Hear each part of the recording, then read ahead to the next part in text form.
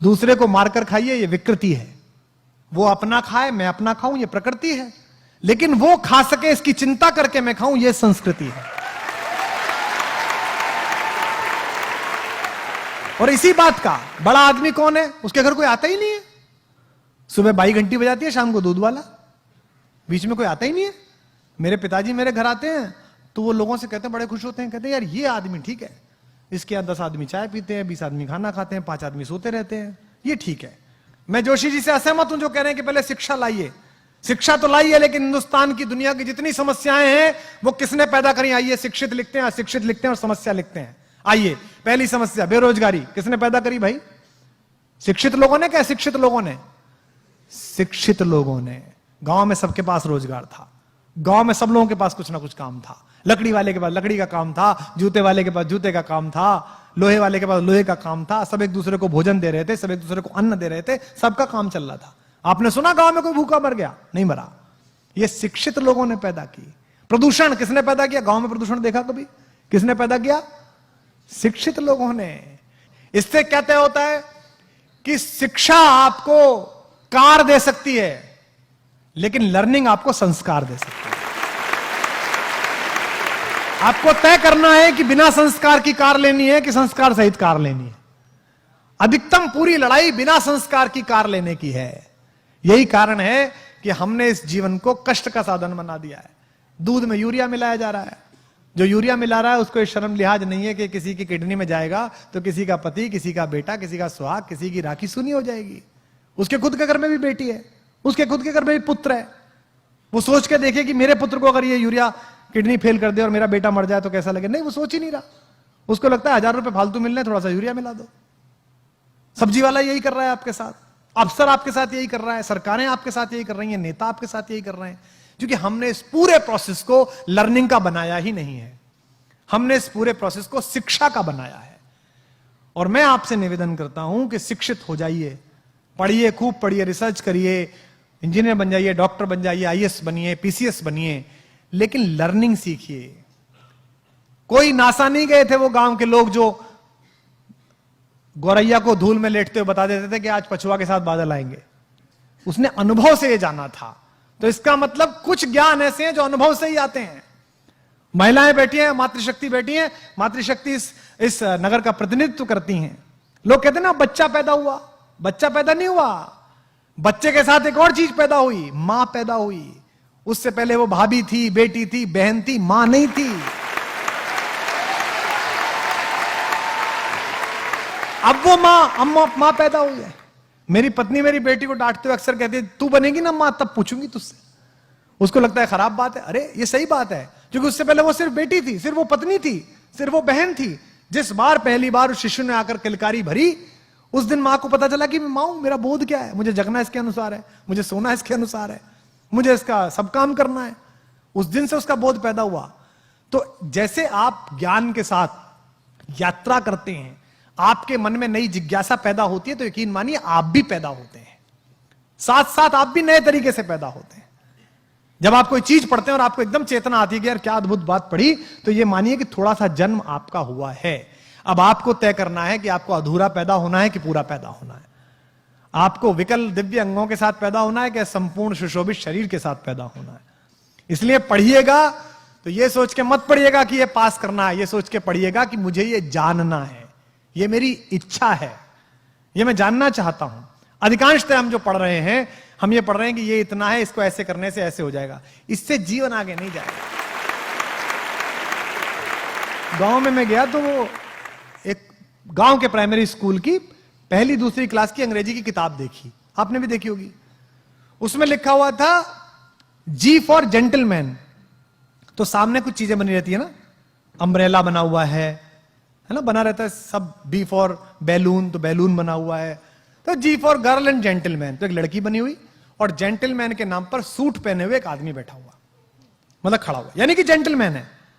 जिसने सूट पहना वो जेंटलमैन है। तो गांव के उस बच्चे को यह लगता होगा कि ये जो धोती कुर्ते में मेरा बाप है,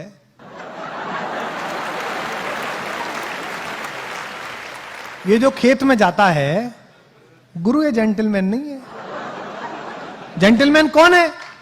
जेंटलमैन पीडब्ल्यूडी का वो चोर क्लर्क है जो सूट में आता है रोज सुबह सुबह।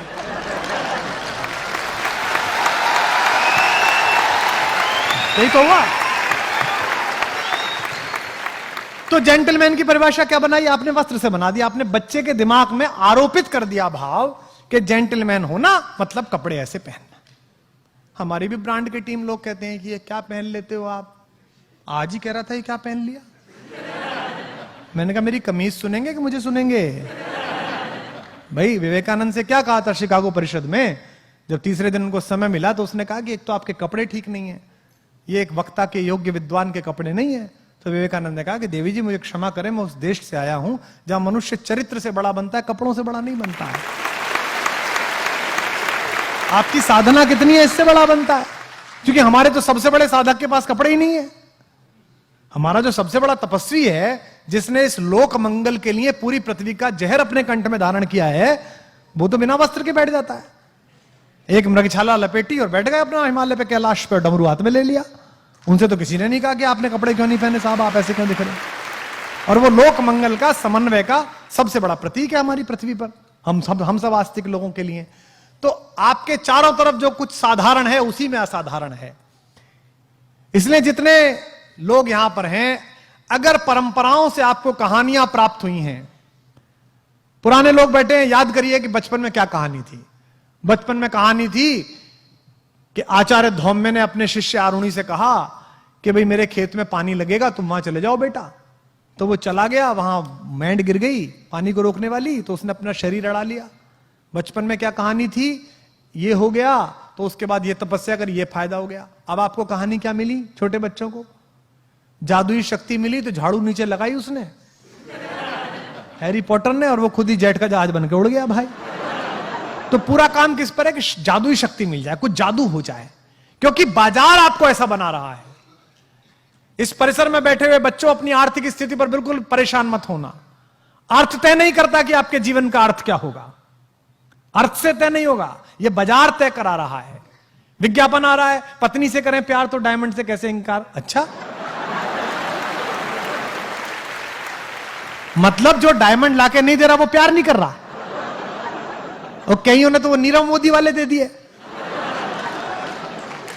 बोले जी फर्जी निकल गया डायमंड। मैंने कहा प्यार भी तो फर्जी था तेरा, डायमंड भी फर्जी निकल गया।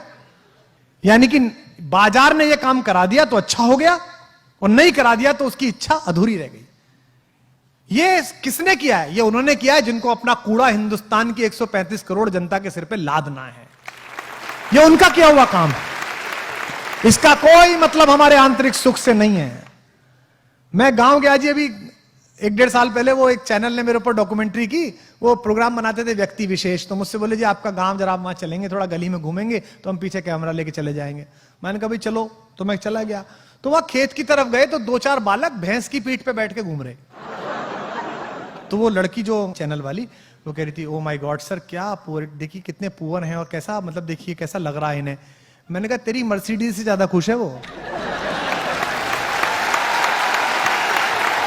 हाँ, पूछ के देख उसके अंदर कितना कितना अंदर से आनंद बह रहा है। उसने इस भैंसे की जो मचक है ना, उसके हिसाब से अपना शरीर ढाल लिया कि यूं मुड़ेगा और यूं मुड़ेगा।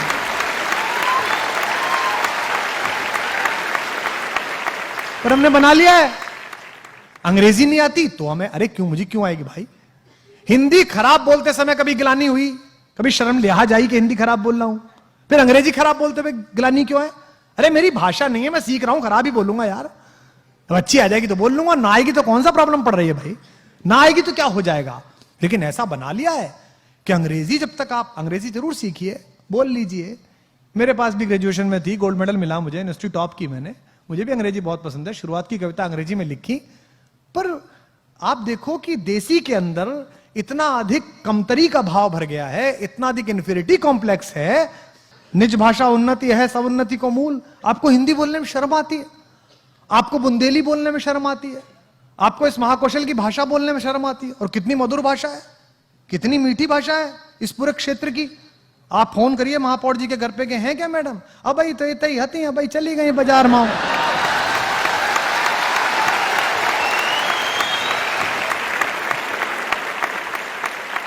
ये बेसिकली कमतरी है कि साहेब बोलता था तो नौकर भी बोलेगा। तो भाई तुम होगे नौकर, तुम्हारे बाप होंगे नौकर, मैं आजाद हिंदुस्तान में पैदा हुआ हूं, मैं हिंदी के हिंदुस्तान में पैदा हुआ और मैं इस मानस भवन में संस्कारधानी के पूरे इतिहास की शपथ खा के कह सकता हूं कि 1000 कमियां हैं हम में, पर पूरे विश्व में ऐसा देश नहीं है जिसमें हम पैदा हुए, पूरी दुनिया में ऐसा देश नहीं है। रात भाई का शेर है, ना किसी राहबर ना रहगुजर से निकलेगा, हमारे पांव का कांटा हम ही से निकलेगा।